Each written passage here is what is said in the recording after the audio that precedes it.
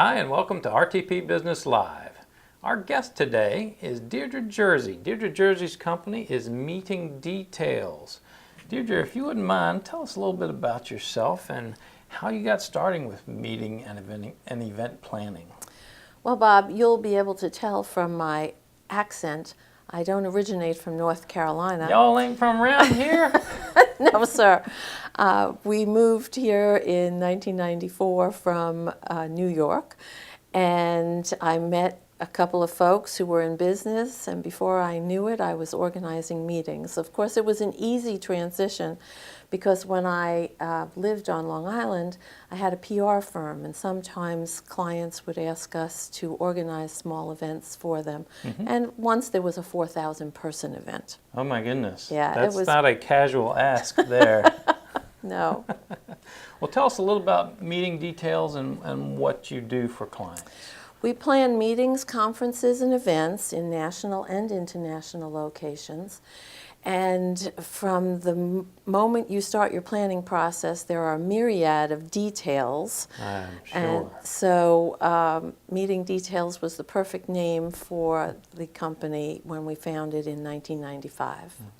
Well, you said international. That caught my attention.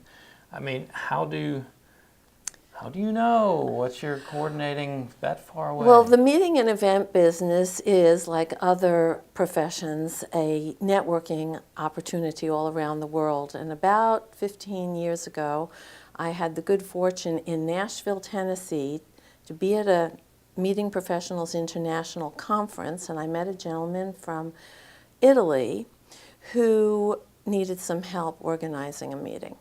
And he was looking for some subcontract people. So I was flown over to Florence to help him do that, or Firenze for those of you who visited Italy, and created a network of people, particularly in Europe, who plan and organize meetings. So it's mostly a phone call or an email to get that process started. To me, that's a bit of a scary process. Putting, I guess, an important event, obviously, for a company or a group in the hands of someone, and knowing that that event is being held far away. You know, maybe I'm a control freak, but I get those concerns when I think in those terms. Well, How do you comfort the client and make them feel good about that? Ordinarily, a client who wants to do an international meeting would have a presence there, so they're not starting from scratch. Although I did work with someone who did an offshore meeting in the Bahamas and determined afterwards they didn't want to do it anymore, mainly because of the cost of shipping all of their materials, which is something you don't think about. Right. But it's different than calling a local shipper and sending stuff to California or Oklahoma. It might not be a UPS drop it at the door type situation. Right, exactly. And you have to clear customs, and there's a lot more involved in it. However, there are many corporate and nonprofit events that occur right here in the United States. Well, I think you may have given a bit of the answer to the next question I was thinking about. I think maybe a lot of people's first thought is, okay, I know the meeting's coming up. Let me get my administrative person. I'll put them on it. We're done. Is that a good strategy? I love the question. Thank you very much. I started in the secretarial world 40 years ago, so yes, we were asked occasionally to organize some small meeting that was usually internal. But when you do an external meeting, it becomes a little more complicated because where's the site you're going to host this meeting at? Will it accommodate the number of people you have? What are the contractual obligations? And that, I think, is one of the things that administrative assistants don't always think about, particularly in the contract. Just recently, I had a client that received some of their funding from the state of North Carolina, and the hotel wanted them to commit to a particular date, but I was aware that it's before the end of the long legislative session, and the client has the ability to cancel based on getting their funding. So it was very important that our cancellation clause coincide with the legislative session. And back to the meeting details That's right. emphasis. I understand. Well, I ran into a situation where you're saying understanding the contract. I was asked to do a job in Las Vegas at one of the convention halls, and that turned out to be a very complicated process because those folks had certain criteria that any outside contractor had a bunch of hoops to jump through, basically. Las Vegas is one of the most challenging cities to contract. Usually it's all separate contracts, whether it's your hotel sleeping rooms or whether it's your meeting space, whether it's your audio visual, you know, your shipping regulations and how you have to come into the building. So it's Las Vegas is a tough city. So that's one you would not want your assistant to tackle No. if you wanted to keep that person. Right, exactly. Or your own sanity. Absolutely. Know the limitations. Right. We talked about meetings in general. Are there specialties or special events that you would work with, say a grand opening, or what types of events? As a matter of fact, I'm working on a grand opening right now. That's funny you mentioned that. Well, we do a lot of small educational meetings. We do conferences and conventions where there might be a trade show involved, or you're working with the sponsors of an event who come on board. But the grand opening is a situation where it's a public event, so you never can determine for sure how many people will be there. So it kind of has its own challenges. And then what is the facility? How large is it? How many people can you accommodate on site? Will you have to rent a tent and put it outside to accommodate either weather conditions that you never know about or a larger number of people that decide to attend that you weren't expecting? So a big difference between an internal event, if you will, held off-site versus an outward-facing event that bring in a whole new set of challenges that Correct. that would potentially complicate the Correct. details of the meeting. Well, you want everybody to be comfortable, and obviously my goal is that the client should be very happy. Absolutely, absolutely. You want that referral at the end of the job, Or the repeat opportunity. business, yes. Sure. That's important to a small business, and I'm happy to say that Meeting Details has created relationships with clients that we've been working with some of them for 14 and 15 years. So that's a good a feeling. nice compliment to us. Absolutely. Do you have to maintain a large staff to implement an event like this? How does that work? There are agencies that do, but I had employees in New York and decided that I didn't really want to go that route, so I have one person who assists me on a regular basis, and then I have a network of meeting professionals that I can call upon for specific events. So you can ramp up, ramp Yep. down Yep. as the project Right. necessitates. And actually what that allows is that we can save money for the client because we don't have that overhead all year long, and so the rates are changed dramatically. Makes sense. I guess there is, just as with a lot of businesses, there's some seasonality to the Well, event obviously world. by the middle of December, people aren't usually, except for their holiday parties, they're not planning an event.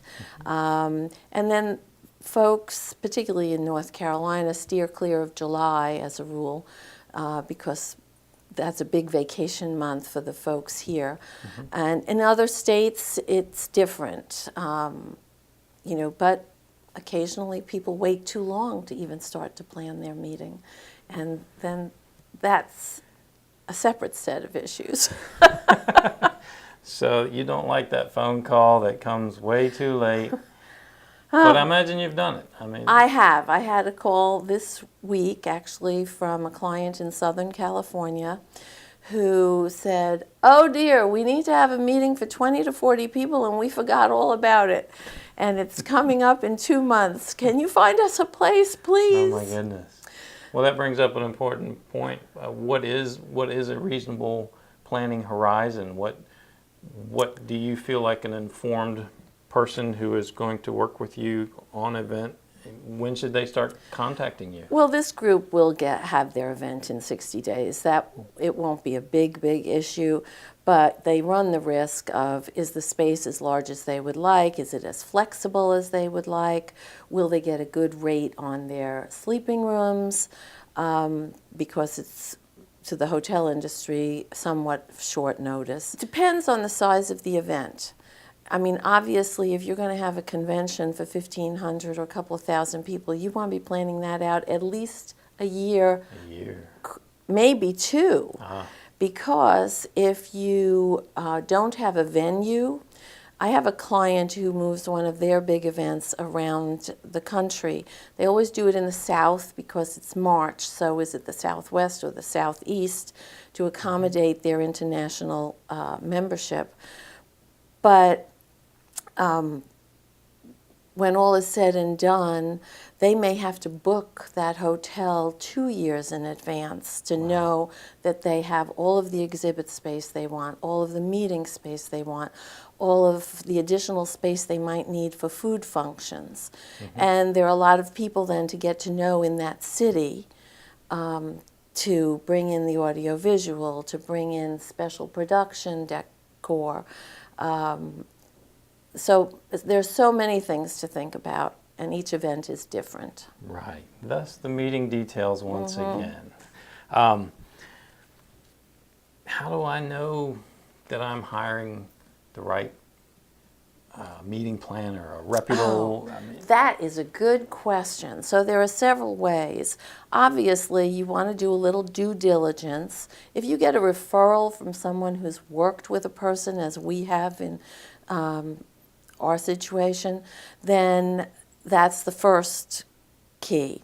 Is the person or group a member of a professional organization that helps them in continuing education as it relates to the meeting and event industry?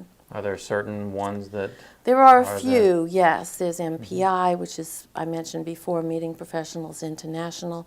There's a Society of Event Planners, and these are people who probably put on the Rose Bowl Parade and, the Macy's Day Parade, those big events. Sure.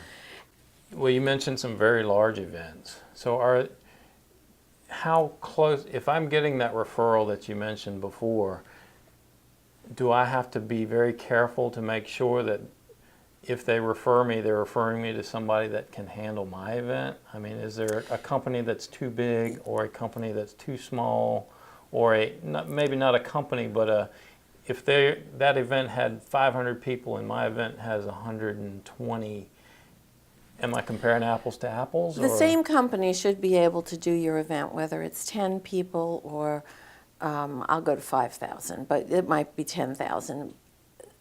For instance, I would have to decline probably a project with 10,000 people, but I don't know what that event is. We've done a grand opening event that had 4,000 guests attend. Wow. And there were food vendors to arrange because it was an outside venue.